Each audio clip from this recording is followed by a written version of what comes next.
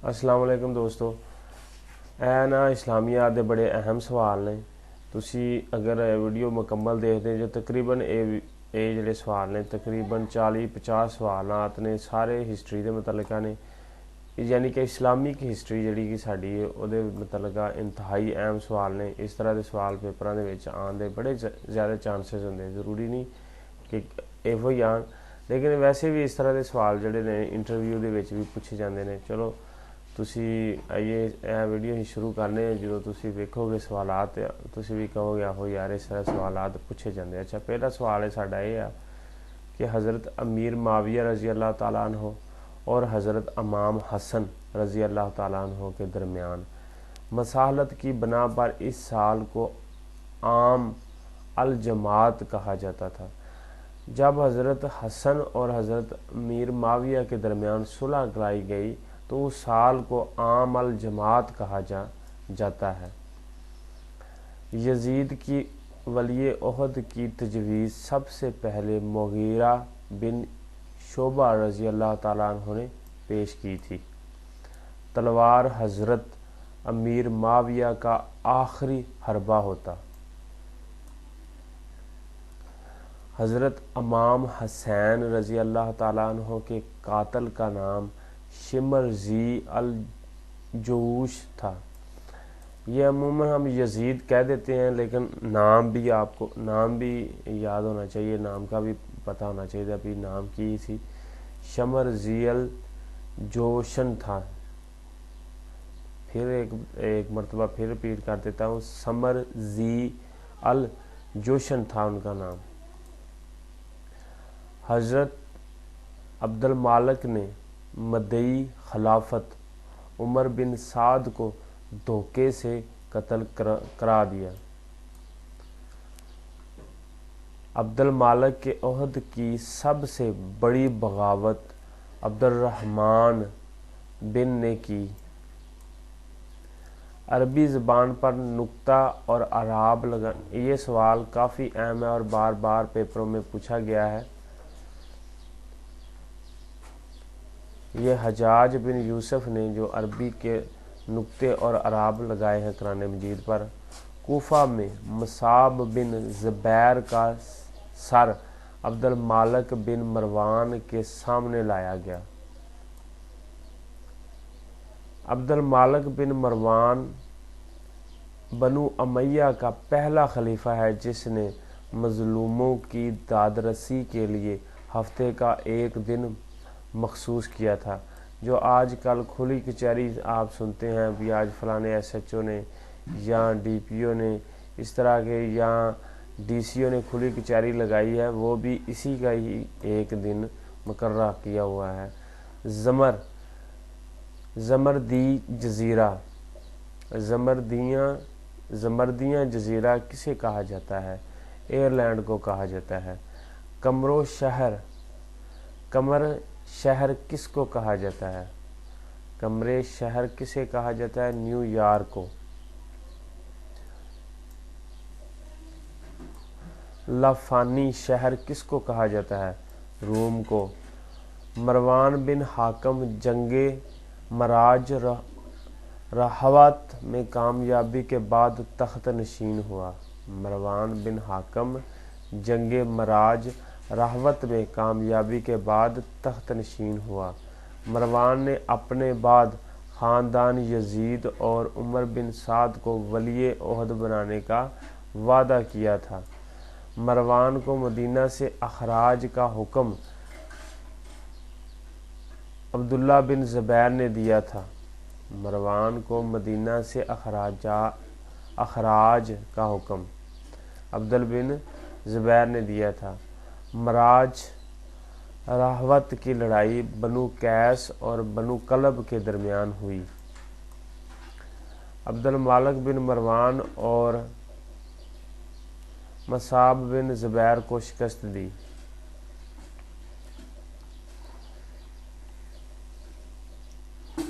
یہ پھر ایک دفعہ آپ صرف یہ دیکھ لیں، اس کے بعد ہم پھر اس کو ایک مرتبہ ریپیٹ کریں گے، پھر پڑھیں گے جو اس میں اہم سوالات ہوں گے کر غرق پر قبضہ کر لیا۔ وہ یہ سوال یہ ہے کہ عبد المالک بن مروان اور نے مصعب بن زبیر کو شکست دے کر عراق پر قبضہ کر لیا اور فتح کے وقت اندلس کا دارالخلافہ تلتلیہ تھا۔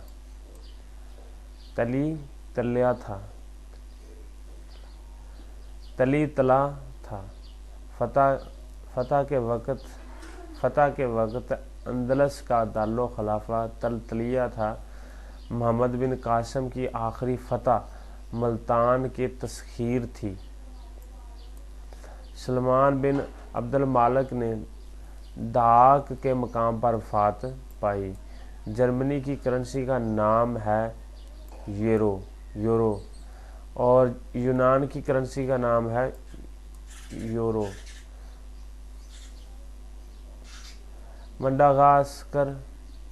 منڈاگاسکر یا مالاگاسی کے دارالحکومت کا نام ہے انٹیا نانوریہ۔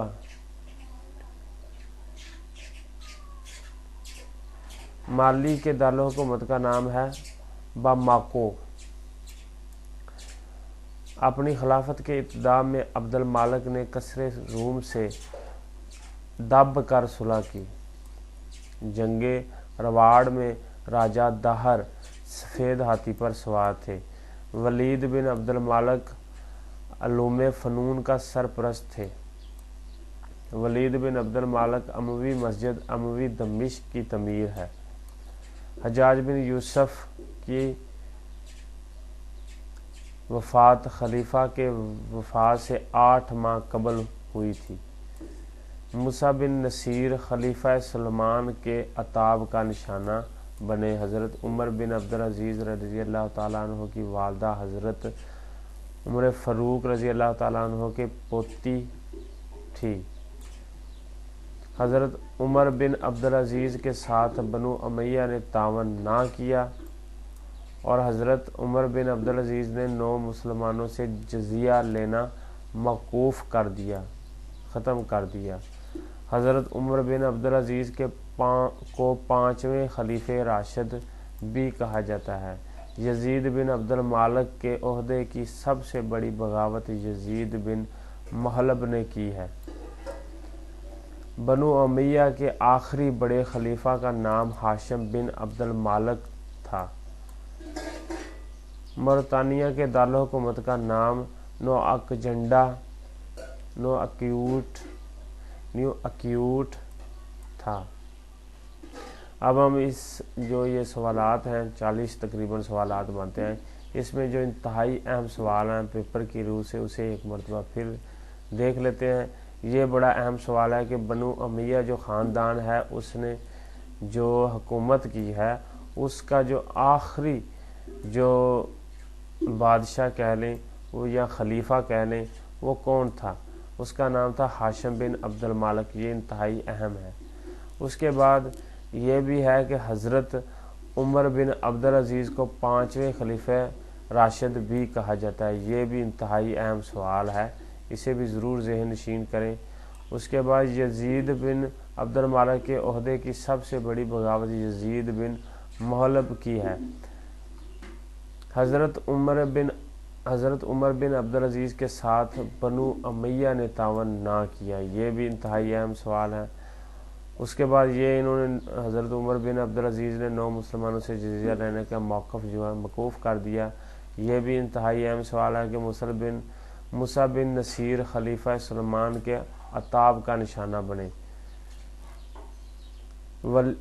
ولید بن عبد المالک اموی مسجد اموی دمشق کی تعمیر ہیں۔ حجاج کی وفات جو خلیفہ وقت ہے اس کے 8 ماہ قبل ہوئی۔ یہ جو قرآن مجید پر اعراب لگائے ہیں یہ بھی حجاج بن یوسف نے لگائے ہیں۔ اور اس کے بعد یہاں پہ ایک سوال ہے، یہ بار بار جو ہے پیپروں میں آ چکا ہے کہ محمد بن قاسم کا جو آخری فتح تھی وہ ملتان کی تسخیر تھی۔ یہ آپ نے ضرور ذہن نشین کرنا ہے۔ تو امید ہے کہ آج کی ویڈیو بھی آپ کو پسند آئی ہوگی، اگر آئی ہے تو لائک سبسکرائب یہ آپ کو پتہ ہی ہے۔ اوکے، ملتے ہیں نیکسٹ ویڈیو میں۔ اوکے، اللہ حافظ۔